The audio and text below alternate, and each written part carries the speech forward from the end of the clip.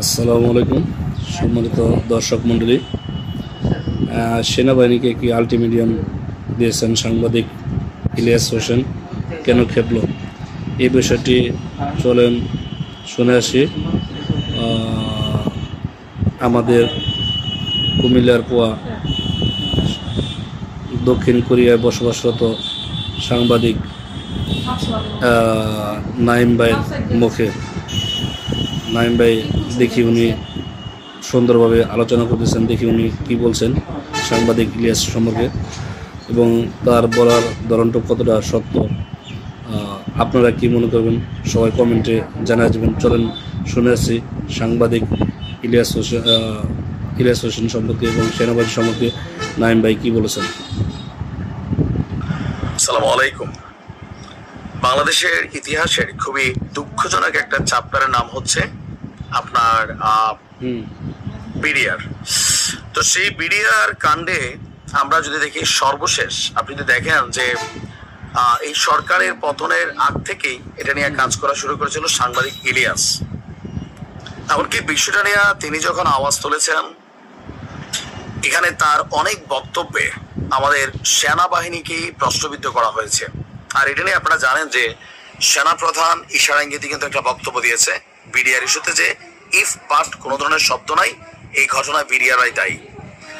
তো এটা নিয়ে অলরেডি নানান ধরনের প্রসেসিং চলছে, আলোচনা চলছে। এর মাঝখানে সাংবাদিক ইলিয়াস গতকালকে যেই কাণ্ড করেছেন, এটা সরাসরি সেনাবাহিনীকে চ্যালেঞ্জের মুখে ফেলেছেন। এখন তিনি কিসের বেসিসে এই চ্যালেঞ্জ দিচ্ছেন, আলটিমেটাম দিচ্ছেন? গতকালকেও তিনি তার একটা স্ট্যাটাস দিয়েছেন, সেখানে তিনি লিখছিলেন বিডিআর জওয়ানদের জামিন নিয়ে বেশি বাড়াবাড়ি করলে বিডিআর পর্ব 2 আপলোড দিয়ে দিব। তো দিনে কি হবে? তার বক্তব্য, তখন কিন্তু সেনাবাহিনীর অনেকেই লজ্জায় মুখ দেখাতে পারবেন না। ভালোই আগামীকালকে তাদের জামিনের ব্যবস্থা করুন। এর ঠিক কয়েক ঘন্টা আগে তিনি আরেকটা পোস্ট দিয়েছিলেন যে বিডিআর জওয়ানদের আজকে জামিন শুনানি হবার কথা ছিল, মানে বৃহস্পতিবার বা শুক্রবার, কিন্তু বিচারক নাকি সময় পায়নি। অথচ গেল 1 মাস সময় পেয়েছেন তিনি।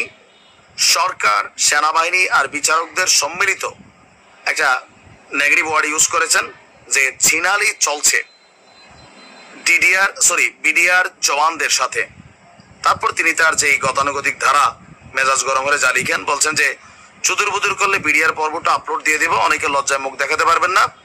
সেনাবাহিনীর সম্মান রক্ষার্থে অনেক সেন্সর করেছি। যদি বিডিআর জওয়ানদের উপরে জুলুম চলতে থাকে তাহলে কিছু করার থাকবে না, ভালোই রোববার জামিনের ব্যবস্থা করুন। সাংবাদিক ইলিয়াস এবং সেনাবাহিনীর মধ্যে, যদিও সেনাবাহিনী সরাসরি ওনাকে নিয়ে কথা বলে না, কিন্তু উনি যখন সেনাবাহিনী নিয়ে কথা বলেন, এটা আমার ব্যক্তিগত একটা অভিমত যে দিন শেষে যাই হোক, বাংলাদেশের মানুষের সর্বশেষের একটা আস্থা শ্রদ্ধার জায়গা কিন্তু সেনাবাহিনী।